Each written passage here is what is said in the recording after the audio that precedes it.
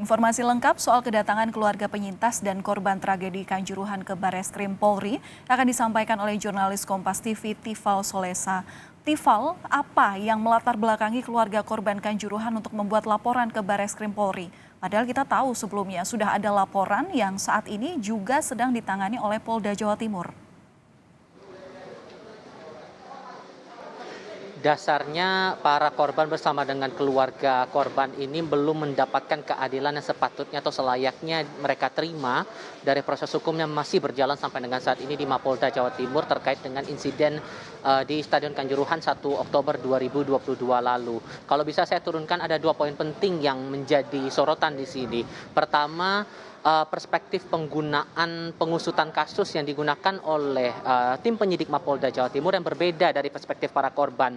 Kita pahami bahwa kasus yang diusut oleh pihak penyidik dari Polda Jawa Timur ini bersumber dari laporan model A yang artinya laporan tersebut datang dari pihak kepolisian sendiri dan perspektif yang digunakan adalah dugaan adanya kelalaian saat pertandingan berlangsung yang kemudian memicu korban jiwa saat itu. Total sampai dengan hari ini saja jumlahnya ada 135 korban jiwa dan ratusan orang terluka di dalam insiden tersebut. Nah, di sisi lain dari para korban bersama dengan keluarganya ini lewat pendamping hukumnya tadi menyampaikan bahwa sebetulnya tidak hanya satu dugaan pelanggaran pidana saja yang terjadi dalam kasus Kanjuruhan itu, tapi ada banyak sisi, ada banyak dugaan pidana yang muncul di sana. Nah, kemudian poin yang kedua ini turunannya berhubungan dengan penggunaan pasal dalam pengusutan kasus tersebut. Kita paham bahwa dalam pengusutan kasus tersebut pasal yang dipakai oleh penyidik dari Polda Jawa Timur adalah dugaan kelalaian yang menjerat 6 tersangka setidaknya sampai dengan saat ini terkait dengan kasus ini, tapi dari perspektif korban dan juga keluarganya ada dugaan kekerasan yang mengakibatkan luka-luka, bahkan ada kekerasan anak yang perlu digunakan undang-undang perlindungan anak, bahkan ada dugaan tindakan yang mengakibatkan seseorang meninggal dunia dan itu bahkan dijerat dengan pasal 338 atau pasal 340 Kitab Undang-Undang Hukum Pidana. Lebih lanjut kita coba dengar pernyataan dari kuasa hukum berikut ini. Satu hal yang paling mendasar misalnya, laporan tentang kekerasan terhadap anak, ya, sebagaimana diatur dalam Undang-Undang Perlindungan Anak itu belum sama sekali tersentuh. Sementara negara harusnya hadir dalam melindungi anak, termasuk dalam proses penegakan hukum. Salah satu poinnya nanti yang membedakan adalah itu. Poin lain, kami menggunakan pasal-pasal yang berbeda dengan pasal-pasal yang disangkakan di Polda Jawa Timur.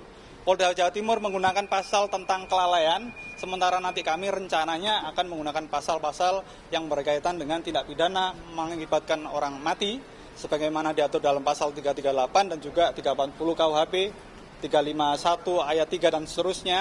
Kemudian pasal penganiayaan dan kunci yang paling penting ya, ini ada korban anak ya.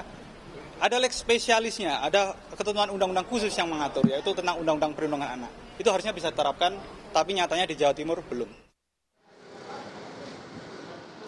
Proses pelaporan masih terus berlangsung sampai dengan saat ini. Total 50 korban beserta dengan keluarganya datang ke SPKT Bareskrim Polri sekitar pukul 9.30 waktu Indonesia Barat untuk melayangkan laporan terkait dengan insiden Kanjuruhan. Sementara di Mapolda Jawa Timur sampai dengan saat ini masih ada 6 tersangka yang ditetapkan dalam kasus insiden Kanjuruhan ini, yakni ada Ahmad Hadian Lukita selaku Direktur dari PT Liga Indonesia Baru, Abdul Haris dari Ketua Panitia Pelaksana Pertandingan saat itu, Suko Sutrisno selaku Security Officer, dan ada 3 anggota polisi lain, 3 anggota polisi yang juga dijadikan tersangka. Ada AKP Hasdarman selaku Komandan Kompi 3 Brimopolda Jawa Timur, kemudian Wahyu SS selaku Kepala Bagian Operasi Polres Malang, serta AKP Bambang Sidik Ahmadi.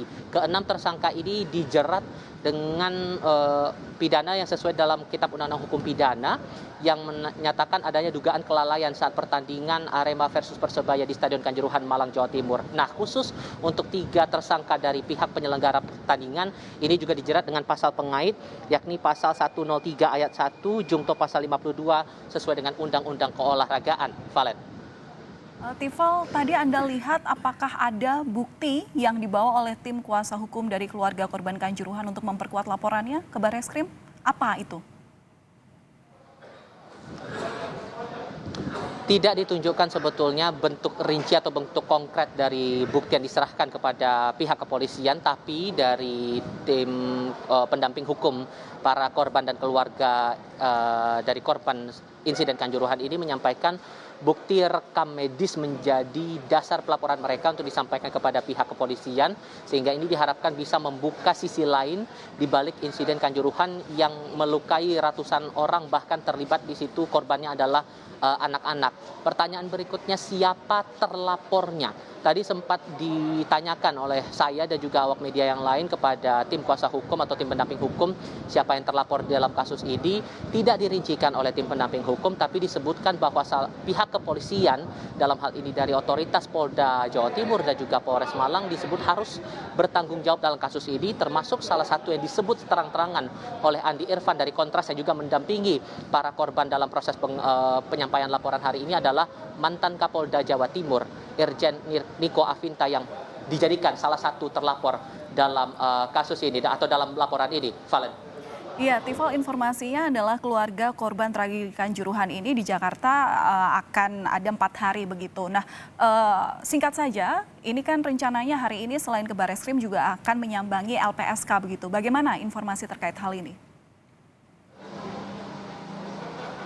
Sejauh ini lewat pesan singkat Andi Irfan kepada saya menyampaikan ada rencana setelah melakukan pelaporan di Bareskrim Polri nanti akan ada kedua lembaga yakni Kompolnas dan juga LPSK atau Lembaga Perlindungan Saksi dan Korban. Tapi pukul berapa persisnya ini masih menyesuaikan lagi dengan proses pelaporan yang masih berlangsung saat ini di Bareskrim Polri. Kita ingat kemarin sudah dilakukan juga upaya untuk bertemu atau audiensi dengan lembaga-lembaga tertentu seperti Komisi Perlindungan Anak Indonesia KPAI dan juga Komnas Hak Asasi Manusia atau Komnas HAM, semata-mata sekali lagi benang merahnya adalah untuk mendapatkan keadilan atas kejelasan kasus hukum atas insiden Kanjuruhan ini. Valen. Melaporkan langsung dari Bareskrim Mabes Polri, terima kasih jurnalis Kompas TV Tifal Solesa.